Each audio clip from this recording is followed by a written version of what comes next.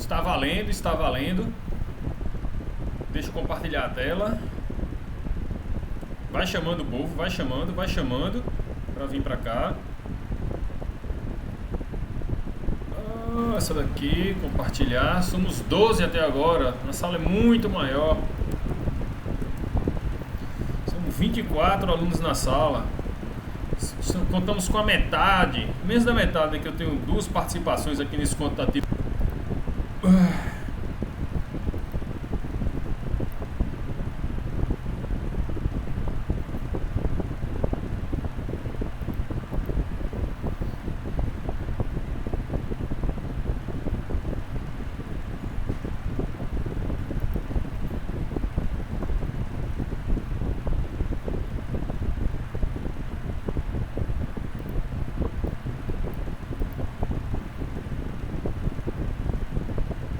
São muitos cliques para poder chegar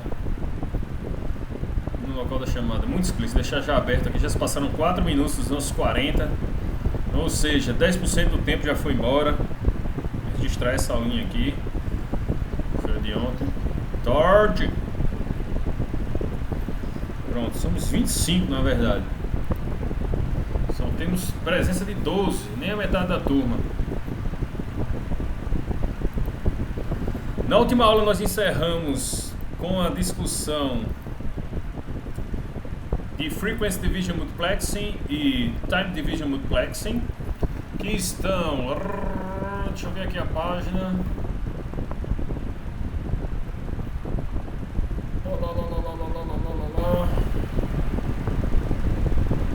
Estão aqui na página 22 do livro. Uou! Aqui. Página 22. Discussão sobre Frequency Division Multiplexing e Time Division Multiplexing. Mas nós vemos que esses conceitos estão atrelados às redes de comutação de circuito, como as redes de telefonia, que não são as redes de comutação de pacotes sobre as quais a internet funciona. Não são. Então nós não estamos bem focados na comutação de circuitos e computação de pacotes. Se bem que existe uma discussão aqui interessante sobre as diferenças de computação de pacote versus computação de circuito, tá? Beleza. Então continuamos aqui no slide 24 sobre atraso. Um pacote começa no sistema final origem, passa por uma série de roteadores e termina sua jornada em outro sistema final destino. Não é isso? Antes da parada, por causa da pandemia, instalem o dia, tem para Windows, tem para Linux, não sei se... Tá? Instalem o dia de Diagram. Deixa eu tirar aqui as... Coloquei para gravar local aqui, Will. Beleza. Então, olha só, o conceito aqui de rede local repleto de dispositivos. Você interconexão, cada linha dessa... Né? E aí você vai ter um roteador aqui chamado de roteador de borda, que é esses switches, tá? E aí você cai na internet. A internet... ela é uma nuvem, não no sentido da computação em nuvem, mas o símbolo que se costuma representar a internet é através de uma nuvem, que é repleta de roteadores, tá ok? Alguém lembra disso? Diz aí no chat, fala aí no áudio. Alguém lembra disso antes da parada? Faz muito tempo, quase um ano. Sim? Beleza. Então a gente tem aqui, ó, diversos cabos aqui conectando esses roteadores, diversos percursos diferentes que podem ser seguidos por esses roteadores, pelo pacote que está sendo trafegado nesses roteadores, está sendo transportado. Deixa eu terminar de fazer aqui a imagem. Opa, volta. Aqui, opa, mais 2, aqui, opa, e aqui. Então quem não instalou o dia ainda, instale, tá? Então tem aí a conexão, tá?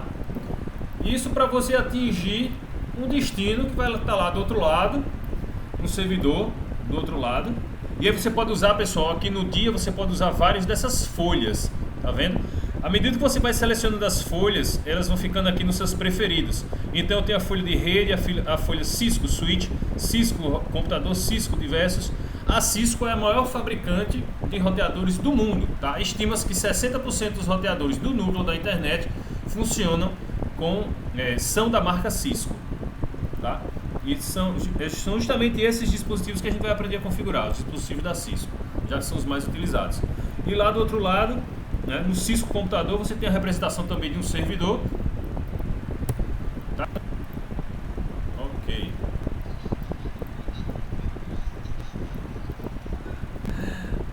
A gente vai treinar, isso é que nem linguagem de programação. Existem diversas linguagens de programação, a gente aprende a programar em uma determinada linguagem. Python, vocês usam Python, usam Java, mas tem centenas, milhares de linguagens. Também tem centenas de fabricantes de equipamentos de rede, tá? E a configuração em uma sintaxe, quando você for fazer a configuração, observar a sintaxe, mas a configuração do roteamento, configuração de protocolos. Então, voltando aqui para o slide, passa por uma série de roteadores e termina, tá? Esse host, o host A, ok? Vai na internet. Ele segue um determinador de destino, ok? Então essa é a jornada que ele segue. E ao longo dessa jornada existem diversos atrasos, através dos quais esse pacote pode estar suscetível. Quando o pacote viaja de um nó ao nó, de um nó a outro nó, sofre ao longo desse caminho diversos tipos de atrasos em cada um desses nós. Tá? Cada nó é um ponto de parada, um ponto de passagem do pacote. O switch é um nó, o roteador de bordo é um nó, os diversos dispositivos são nó, o switch de destino é um nó e o servidor de destino também é outro nó. Os mais importantes deles são o atraso de processamento nodal. Oi! Switch também faz parte. Cadê nosso arquivo de anotações? Deixa eu ver se eu encontro nosso arquivo de anotações. Cadê meu e-mail? É sério que é 13h31? A gente começou 13h20, não 13 horas. Sim. Arquivo de anotações da turma está no meu outro e-mail. No site, não sei se eu coloquei. Deixa eu abrir aqui o outro e-mail. Aqui. Uma abazinha aqui. Já está aqui. Drivezinho, drivezinho. Drivezinho. Drive, já tem uma. Boa. Anotações, redes. Um aberto aqui, eu estava olhando. Esse aqui. Olha, pertinho. Deixa eu pegar o nome dele aqui. Tomara que essa gravação não fique travando, porque tem muita. Olha aqui, Vespertino, muito bem. Abrimos o arquivo. Então, ó, Ctrl F, switch. Não tem nenhuma referência, não acredito que a gente não falou do switch. Eu não acredito. Já tem até aqui a representação dele, ó, do switch. Eu escrevi certo? Sacanagem. Switch, não tem. Eu já ia dizer, olha, aqui tem switch aqui sim. Olha aqui que não tem. Switch. Todos esses tempos são multiplicados por 2, indica tanto o enlace computador emissor quanto o próprio switch. Pô, a gente não discutiu não hub, switch e roteador não. Aqui, mais switch. Não, só são esses dois mesmo.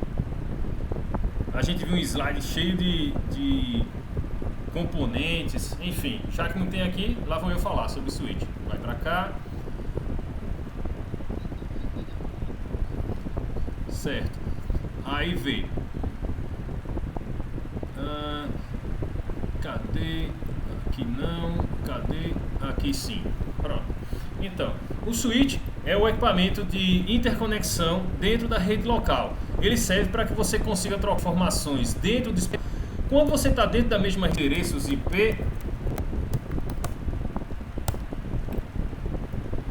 que vão pertencer ao mesmo DDD aqui. O que é esse DDD? Um número. Nesse caso aqui, o 92.000, vão ficar muito mais complexo interconectar dispositivos, conectá-los através de um switch. Para observar que existe UTP com conector J45 conectados às máquinas de vocês e vão naquele laboratório de hack lá do final da sala. Tá? Então esse switch ele é esse tipo de comunicação. Tá? Comunicação dentro da... Quer acessar o site do Google. Google, basta a gente digitar um comando que meu terminal liberar para digitar. É o comando host, www.google.com. Tá? Então esse daqui é o endereço IP do Google atual. Tá aqui. Então note que os prefixos aqui são diferentes. Ó. Os valores do primeiro, segundo, terceiro octeto são diferentes. O switch não é capaz de transmitir dados quando o seu objetivo é ir além da própria rede local, além dos prefixos iguais aqui. Então é para isso que vai ter o roteador aqui. O roteador é que faz essa comunicação quando você está saindo de uma rede para outra. Isso aqui é como você fazer uma ligação estando em Alagoas para Pernambuco ou vice-versa. Tá? Um você vai usar o DDD 81, outro você vai usar o DDD 82. O switch serve para isso. O switch serve para você fazer transmissão de dados dentro da rede local. Arrodeei, mas cheguei lá. Tranquilo? Valeu, pessoal. Vamos lá. Deixa eu botar vocês aqui para ficar vendo vocês. Segue o jogo. Então a gente estava falando dos atrasos, né?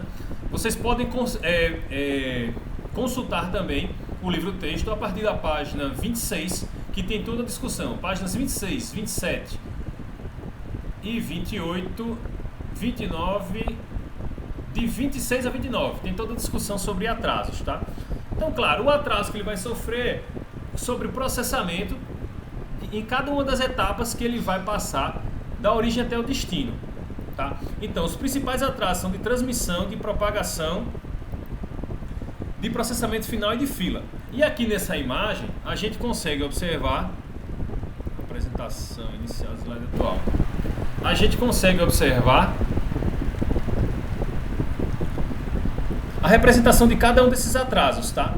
O atraso de processamento nodal, também chamado apenas de atraso, o atraso de processamento é aquele que é realizado quando o pacote chega até o dispositivo e ele sofre o processamento de desencapsulamento. Quando esse pacote sai, dispositivo de ensino desse pacote. Então, para isso ele vai ter várias informações. Vai ter que consultar o endereço MAC, vai ter que consultar o endereço IP. Isso aí faz com que ele tenha que abrir os diversos cabeçalhos que compõem o pacote, tá? Isso aí é que nem aquela brincadeira no final do ano que você coloca, do amigo secreto, vai dar um presente para alguém, coloca uma caixa dentro de outra caixa, dentro de outra caixa, dentro de outra caixa. É assim que você pode imaginar, por analogia, esse processamento nodal. Cada camada dos modelos de referência, esse sim a gente já viu antes da paralisação e também estão aqui no capítulo 1 do livro do Kurose, tá? Vocês também podem ler para revisar. Eu passei a atividade de ler todo o capítulo 1 do Kurose na semana passada. Então, esse processamento nodal é o processamento do dispositivo para saber qual é o objetivo, né, daquele pacote, qual é o destino que ele quer alcançar, se aquele pacote é para aquele dispositivo ou não, enfim, é todo o atraso de processamento. Tá? Na fila é o seguinte, assim que o pacote é processado, ele vai entrar numa fila de saída. Tá? Isso aqui é que nem você sair do ônibus. Você puxou a cordinha do ônibus, vai sair do ônibus, todo mundo fica lá enfileirado e você vai sair do ônibus. Atualmente, né, quem fez algum voo nesse período de pandemia, pode notar que o procedimento de saída também foi alterado. Assim que o avião pousava, todo mundo levantava naquela algazarra. Hoje não. Hoje a comandante de bordo, ela vai lá e passageiros da fila 1 e 2, as passageiros da fila 1 e 2 levantam e saem. Passageiros da fila 3 e 4 levantam e saem. Anteriormente, todo mundo fazia uma única fila e demorava bastante tempo para você sair. Esse é o chamado atraso de fila. Tá? Atraso de transmissão, ele acontece aqui, na placa de rede do dispositivo de saída. Tá? E é justamente todos os procedimentos para recompor o pacote para que ele possa ser enviado. Então tem todo o processo de retirar os cabeçalhos para identificar qual é o destino e depois recolocar, reembrulhar, né, os dados que estão sendo transmitidos para conseguir emiti-los no canal de comunicação. E o de propagação é simplesmente o atraso de transmissão. Não pode ser chamado de transmissão, porque a transmissão é na borda. O atraso de propagação é aquele, você está saindo do IFAL para casa, você entra no ônibus e vai. Quanto tempo vai demorar para chegar ao seu destino? Esse é o atraso de propagação. Somando tudo isso, você vai ter o tempo que você consegue transmitir uma informação da origem até o destino, passando por todos esses atrasos. E lembrando que cada dispositivo no qual o pacote chega, ele adiciona esses atrasos. Tá? Nessa nossa topologia aqui, cada um desses dispositivos vai adicionar esse atraso. Diz aí. Todos eles acontecem. Acho que é uma pergunta mais relevante: qual desses atrasos impõe mais tempo? Né? Isso aí vai depender também. Não, de um por um. Né? Porque o pacote está trafegando. O pacote está trafegando. Chegou aqui, ó.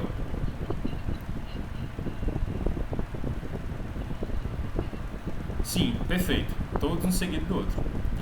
Chegou, vai ter o atraso de processamento, depois o atraso o atraso de processamento nodal, o atraso de transmissão, o atraso de propagação. Diz aí.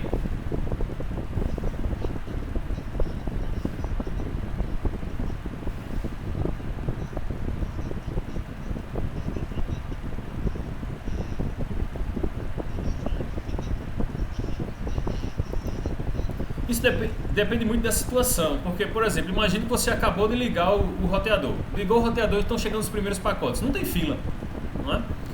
Aí imagina que o roteador está tão sobrecarregado que não consegue nem colocar mais pacotes na fila aqui. Então vai variar da dinâmica da rede, não é? O de propagação, por exemplo, se for dentro da rede local, o atraso de propagação vai tender a zero. Mas se você enviar uma solicitação para um site .jp que fica lá no Japão, então pela distância o atraso de propagação já é teoricamente maior, entendeu? Se fosse próximo, se for distante, então vai depender de cada um dos cenários. Para a gente conseguir determinar, a gente tem que ter estudo a estudo. Beleza, então tá aí, são esses os tipos de atraso. Ó, então acabei de ligar o roteador na fila, então vai ser pequeno, porque o tráfego chega, a fila são natureza de rajadas, tem burst, que significa justamente isso aqui, rajada, que é a característica anterior, né, antiga da internet. Você clicava de pacotes, depois clicava em outro, gerava outra rajada e voltava para o zero a transmissão. Atualmente não, atualmente o streaming, né, que é quando a gente assiste YouTube, quando a gente assiste Netflix, Amazon Prime, tudo quanto é vídeo que tem na internet, a característica do tráfego é um tráfego constante. Aqui na minha máquina, não sei se vocês conseguem ver, mas aqui tem um contador de download e de upload. Tá? Como eu estou transmitindo vídeo aqui para vocês, então a taxa de upload ela vai ser bastante alta. Geralmente a taxa de download é maior do que a taxa de upload. Então tem esse aplicativozinho aqui que eu instalei na minha máquina justamente para mostrar isso. E aí eu citei também na aula passada, né, a questão de engenharia de tráfego, porque para você determinar qual o caminho que esse pacote vai seguir, chegou nesse roteador aqui, ele vai para cima ou vai para baixo? Chegou nesse aqui, ele vai para cima ou vai para a direita? Aqui ele já só tem mais um caminho, então ele obrigatoriamente vai por aqui. Tá? Se eu tivesse mais um enlace aqui, tem que andar rápido, senão a gente não consegue terminar isso hoje. Se eu tivesse mais esse enlace aqui, então valeria a pena o pacote vir para cá, depois para cá? Dependendo da situação, valeria a pena. Tá? Então tudo isso a gente vai aprender ao longo da disciplina.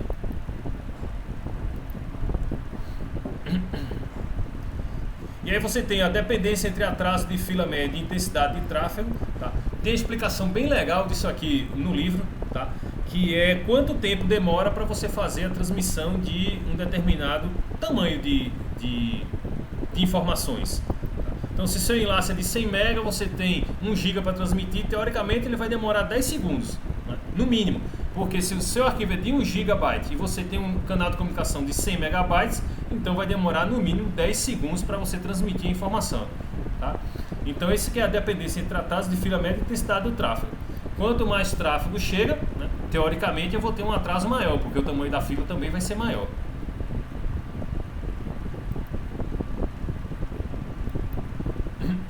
E a gente chega na parte final desse trecho, que é a discussão sobre vazão. Então a vazão vai ser, se você tem um tamanho do arquivo F em bits e a transferência levar a T segundos, você vai chegar à vazão média. Tá? Você divide o tamanho da quantidade de bits pela taxa de transmissão e você chega até a vazão. Eu estou passando rapidamente isso aqui, pessoal, porque esse não vai ser muito foco não do nosso trabalho, tá? Então vocês podem fazer a leitura disso aí, bem como fazer a leitura desse trecho aqui também, que só é uma página. Isso é importante, não tem nos slides preparados aqui do Kuroso, mas eu vou mostrar, né, sobre a hierarquia de Internet Service Provider, provedor de servidor de internet. Tá? Então, vê só, quando você aluga você paga o seu provedor de acesso, tá? Você vai pagar um provedor chamado provedor nível 3, que é um provedor de acesso, é um provedor de internet. Esse termo rede de acesso faz referência a acessar a rede e coloca ela em uma outra visão. Você pega aqui um usuário, você vai estar aqui na sua casa, tá? Tem até a representação de casa aqui para isso que é importante, e vai usar bastante disso, tá? Então aqui eu tenho uma representação de uma, deixa eu pegar uma casa fechada, tá? E aqui, ó, dá até pra, deixa que a gente coloque esse rapaz aqui para enviar para casa. Geralmente é assim, vocês podem falar.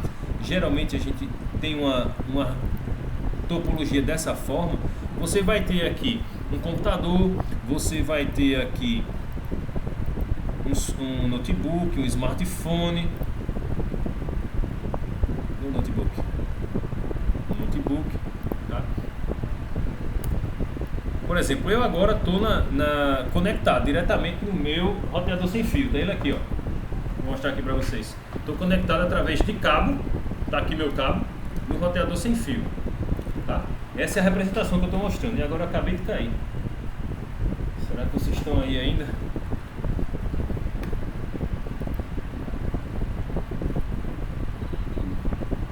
Pronto, beleza. Foi quando eu puxei aqui, eu acho que desconectou o cabo, já coloquei ele de volta. Então, essa daqui é chamada rede de acesso, onde os usuários têm acesso à rede. Acesso.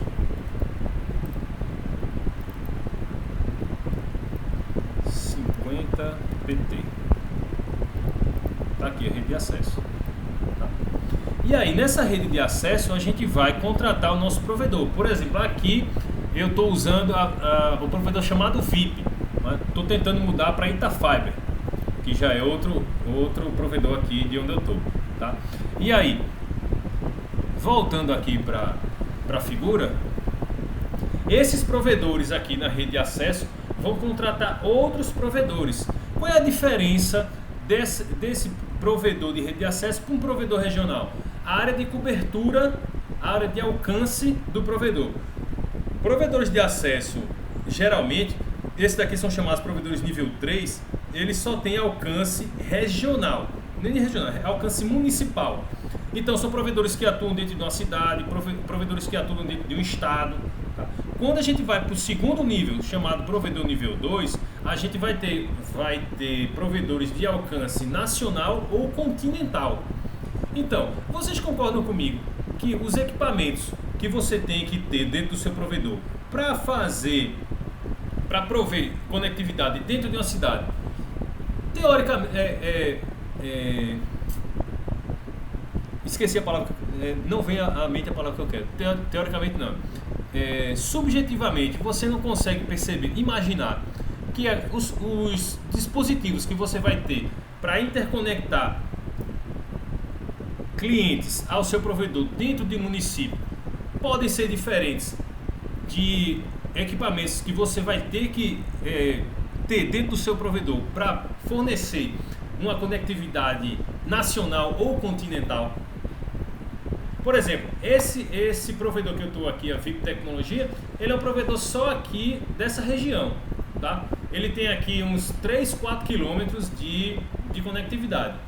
Então, os equipamentos que ele vai ter que ter são bem mais baratos e menos sofisticados do que os equipamentos que você vai ter para interligar todo um país. Isso daí, a gente já discutiu isso, é bom uma revisada. Olha aqui o switch.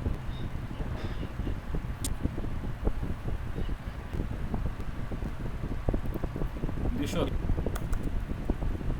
tá anotado aqui no arquivo de anotações. Dia 10/2/2021.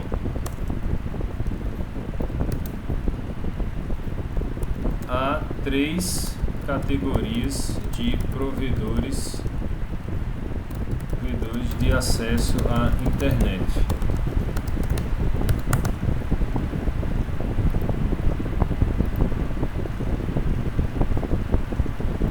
Nível 3, nível 2 e nível 1. Nível 3, ele tem alcance regional. Deixa eu botar, vai confundir com o que tem lá no livro. Alcance geográfico, menor alcance geográfico,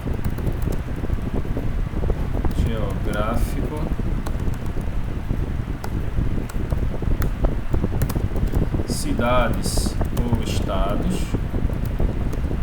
Nível 3, alcance geográfico intermediário,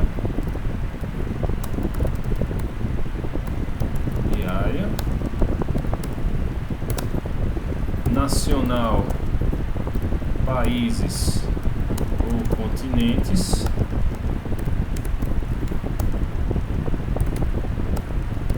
e nível 1, alcance maior, alcance geográfico, continentes ou todo o planeta. Então existem provedores nível 1, tá?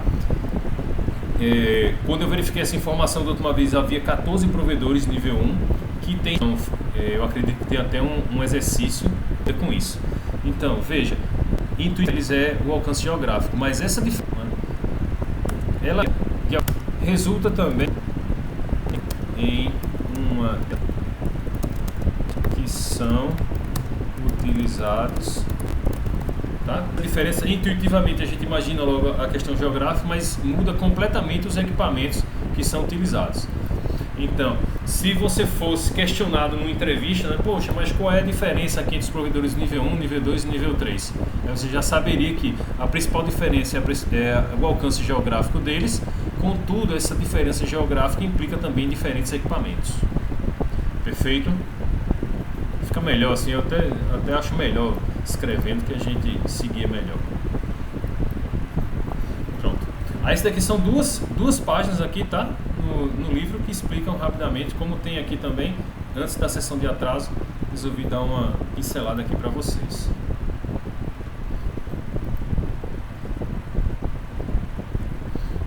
Então aqui tem a discussão sobre vazão para a transferência do arquivo do servidor até o cliente, né?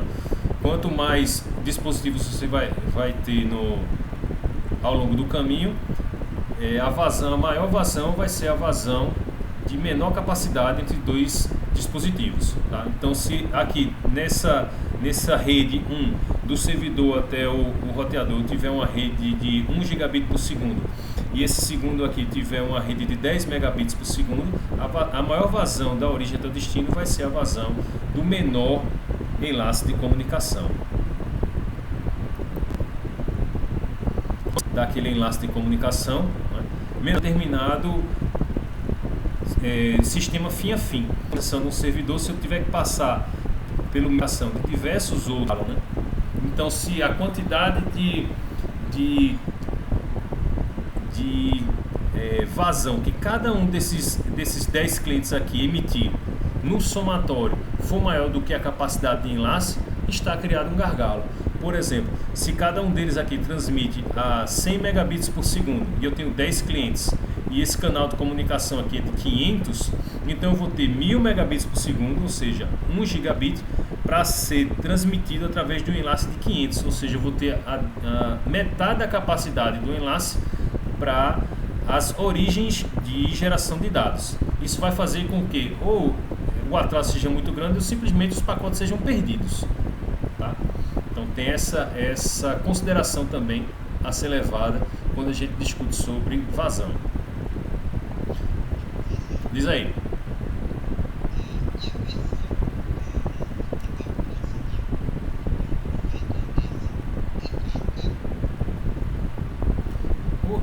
É como empresa, né? Você vai ter despesas e vai ter receitas. E aí, se a receita for maior do que a despesa der lucro, vale a pena. E o mínimo que você tem que ter para montar um provedor é ter um link dedicado, né? Você aluga um link do provedor nível 2, por exemplo, para fazer a conectividade para o seu provedor, e toda a infraestrutura de transmissão das informações dentro do seu provedor. Como é que você vai chegar até a casa do cliente? Não é? Como você chega até a casa do cliente? Porque aqui você vai entrar com sua interconexão, tá? você vai plugar essa outra conexão aqui onde? Você vai distribuir cabos UTP ao longo dos postes, você vai passar fibra, né? E como é que você vai fazer a autenticação dos seus clientes? Então você vai ter que ter um equipamento para fazer o AA, Authentication, Authorization e Account, que é autenticação, autorização e contabilização. Por exemplo, não pagou a fatura do mês, então você vai ter que bloquear aquele usuário. Então qual sistema você vai utilizar? Então, tem toda uma coletânea de hardware e software que você precisa para conseguir abrir um provedor. Isso aí vai ser interessante nas entrevistas que nós vamos fazer. Vai ser uma atividade que vai passar, vocês entrarem em contato com o provedor para a gente fazer entrevista, para vocês terem ideia do tipo de dispositivo, do tipo de software que eles utilizam. Isso deu certo na turma da manhã, espero que dê certo. De equipamentos de hardware que você tem que ter. Basicamente, hardware e link com... E aí, pessoal, a arquitetura de camadas, que também foi visto antes, devido ao nosso tempo, né? Com a leitura desse trecho. Deixa eu mostrar o trace route aqui no atraso fim a fim. Pode ser, não me incomoda com o slide não. Isso não é para estudar para o slide não. Tá bom. Vê, aí tem aqui, ó. Existe um comando. Cadê a aula? Chamado trace route, que serve pra gente, ó. Trace route.com, que serve pra gente observar todos esses atrasos que acontecem em cada um dos enlaces, tá? Então, por exemplo, para chegar até o Google, eu passei aqui, a gente tem a representação aqui com o dia da quantidade de roteadores que eu passo. Eu consigo realmente visualizar, se não estiver sendo filtrado, todos os dispositivos que existem, todos os roteadores que existem da origem até o destino até alcançar o Google. Então a gente tinha visto no começo da aula que o Google, naquele momento, já estou com o meu tempo praticamente estourando, naquele momento estava com o IP 216.58.202.164. Está aqui, o 216.58.202.164. Então, com o comando traceroute, o que é que o traceroute faz? Ele mostra o tempo de ida e volta para cada um desses dispositivos. Então eu saí aqui com o pacote do traceroute, ele chegou no primeiro roteador e voltou. Ele fez isso em quanto tempo? Ó, 3.4 milissegundos, 3.5 milissegundos, 3.5 milissegundos. Aí eu fui para o segundo. Ele fez isso em quanto tempo? 6, 6, 6. Fui para o terceiro. Ele fez isso em quanto tempo? Em 8, 8, 8. Vocês vão observando que à medida que eu me distancio, isso não é linear, tá? Mas à medida que eu me distancio, mais tempo vai levar para ir até o destino. Tá vendo? Então a gente consegue, na prática, visualizar o atraso total. Todo o atraso de propagação, da saída da informação até o retorno à minha máquina. E esses aqui são os IPs de cada um desses roteadores. Então, por exemplo, eu poderia pegar esse IP aqui e representar como esse primeiro endereço IP aqui, da origem até o destino. O endereço aqui, representando o traceroute. Sim, beleza. Comando traceroute, e você passa o destino que você quer ao Google, você vai observar aqui, ó, a quantidade de saltos, ou seja, então foram 22, 202, 164. Bom, o salto do sol, tá? Eu sei que vocês vão ter outra... Finalizar a gravação.